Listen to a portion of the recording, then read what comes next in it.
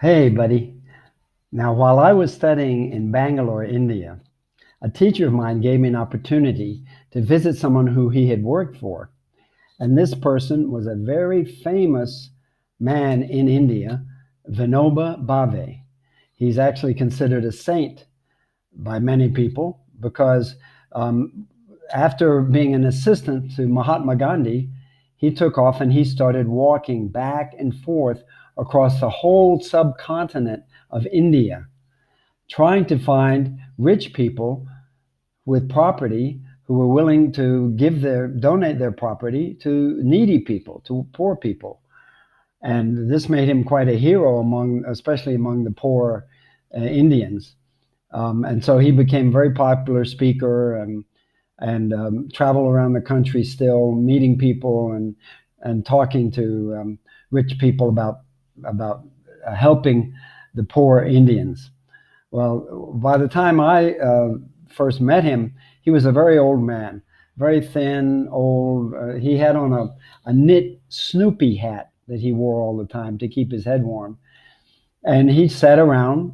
I spent a long weekend with him and his group visiting in Bihar, India, and there was maybe 200 people there, almost all of them men, and they were sitting around and listening to him with such rapt attention, like he was the saint, like he had all of this wisdom. It must have been really interesting. Unfortunately, it was all in Hindi, so I didn't have the faintest idea of what was being discussed or what he was sharing with the people. And I was waiting for a chance to meet him and to talk to him. And being an arrogant young American, I thought that he would be welcoming me with open arms and be very happy to sit around and share philosophy with me and talk about our life experiences. And well, I was in for quite a rude awakening because for the whole 4 days, um, not only was his talk unintelligible, but there was almost no one there who spoke any English. So for 4 days, I was sitting on bare concrete floors where I had to sleep at night and waiting for meals. And the meals at this gathering were very simple rice gruel meals with a little beans or something mixed in there. And it was just awful. Probably the worst thing I've ever tried to eat. But that's all they had. Um, and I was sitting there trying to eat this gruel, not very successfully. And I was remembering the day that I had come to see him.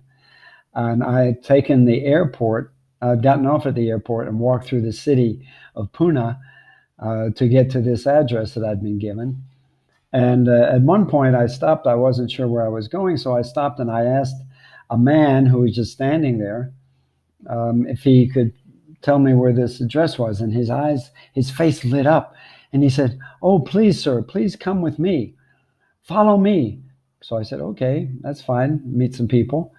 And he took me into his very simple home, Indian home, but he wasn't a poor Indian. He must have been like middle class or something, so it was a very comfortable home. And up on the second floor, he asked me to sit and wait in this reception room. And he and his wife ran off. And after about 10 or 15 minutes, I started getting nervous. I said, "What's going on here? They haven't said anything. I don't know what I'm waiting for." And just about the time I was getting ready to leave and continue my trip to see Vinoba, um, his wife walked in the room. And she hurried in with this big platter of the most delicious tropical fruits. It was just unbelievable. And he was doing this, I guess, it seems, to honor me as a pilgrim going to spend time with Vinoba. So this was his chance to get some brownie points in heaven by uh, giving me this wonderful hospitality. And so I thought it was great. I love this fruit. And I had no idea at the time that this would be the best food I would be eating for the next 4 days. So I really should have enjoyed it. I think I left a little bit on the platter. I should have eaten it all up because for the next 4 days it was real murder. And I kept so I would remember this while after eating, and then I'd go back into these meetings where 100, 200 people were sitting and watching or listening to Vinoba as he sat at one end of the room. And to look at these people who had gathered there was really interesting because their eyes were lighting up and they were so excited and inspired, and they were gaining all of this wisdom in front of me while I was just gaining a sore butt from sitting around on a bare concrete floor in a crowd of people. Um, so I kept waiting. I said, well, fine. At some point, I'm going to talk to him, right? And I kept waiting and listening, but I never heard my name. No one ever gestured me up. He was answering questions from people in the audience, and I raised my hand a few times, but he ignored me, so I just stopped worrying about it. And finally, I had told his assistant the time that I had to leave to go to the airport, to go back to Bangalore, and to resume my studies in Bangalore after my time in there in Pune. And I was watching the clock, and at about 15 minutes before the time where I had to leave, he finally gestured to me in a very kindly and a very kindly way. And as I walked up, I said, gee, I wonder if his assistant was saying some bad things about me, if this is all I'm getting with him. He called me up. He had me sit in front of him on the floor, concrete floor, which I was getting used to, unfortunately. And he said, okay, I will, his assistant interpreted for me. He said, okay, I'm going to teach you 4 mudras. Mudras are hand gestures, symbols that they use in Hinduism and Buddhism to symbolize different concepts. So he taught me 4 mudras, and I was tired and frustrated and angry, but I tried to follow. I followed his gestures, and one of them, I can't even remember what they were because I was so upset. But I know one of them was peace, and another one was eternity, and something, 3 or 4 mudras. And then he gestured, and it was time for me to leave. The assistant said, okay, you have to go to the airport now. There's a taxi in front. And I was pissed, Samuel. I was pissed.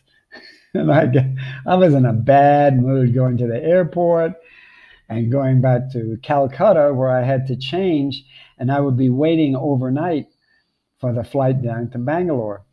And I was so angry and frustrated and insulted the whole time I was going back. And I'll tell you in a different video about my night in Calcutta, because that deserves its own little discussion, and it was quite an adventure in itself. But for now, I just want to fast forward a little bit until maybe 4 or 5 years later. I was thinking about that, as I did occasionally, about my time with Vinoba. And suddenly it just occurred to me that it was a lesson. Vinoba had been giving me a lesson. It said, don't expect to discuss or understand very big, complicated philosophical things. Certainly don't expect to talk about them with someone like me until you have started at the bottom and done the very basic things. And in Hinduism, the mudras are the very first lesson that you learn. So this was my first lesson in Eastern philosophy and thought, direct from a man who they call a saint, Vinoba Bhave. And so anyway, I hope you enjoyed this story. I've got dozens more that are waiting to be shared with you. So I'll let you go now, but next I'll tell you about my night in Calcutta, because that was really something. So for now, take care, and go give your mom and dad big hugs for me, and be good. And if you can't be good, Have fun. Bye, buddy. I miss you, and I look forward to seeing you soon. Bye.